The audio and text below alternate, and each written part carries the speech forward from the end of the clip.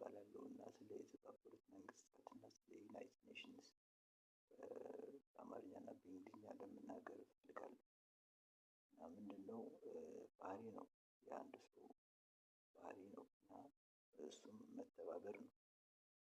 ስለዚህ ያው ተባብረን መድረስ ያለብን ነገር መድረስ እንደምንችል የሚያሳምን ጉዳይ ነው አንዱ። ሌላው መንግስት የሚለው ነገርም አንዱ ባህሪ ነው። አንድ ሰው መንግስት ለመሆን ይፈልጋል። ለመንገስ ግድ ነው። መንገስ አለበት።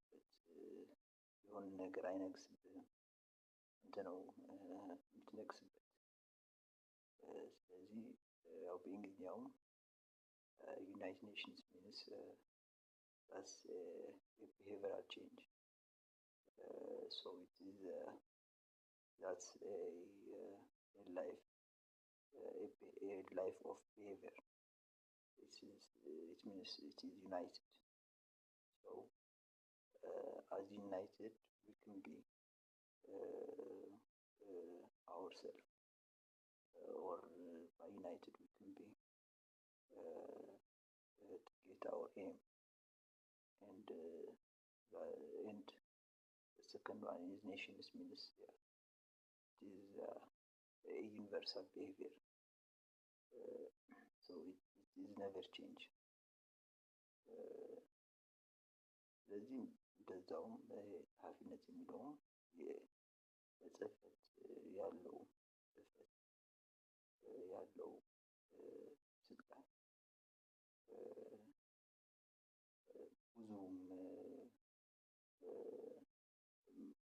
ችግር ውስጥ መግባት ወይም ትግል ውስጥ ሳትገባ በጽሁፍ ሀሳብን መግለጽ አንዱ ነው።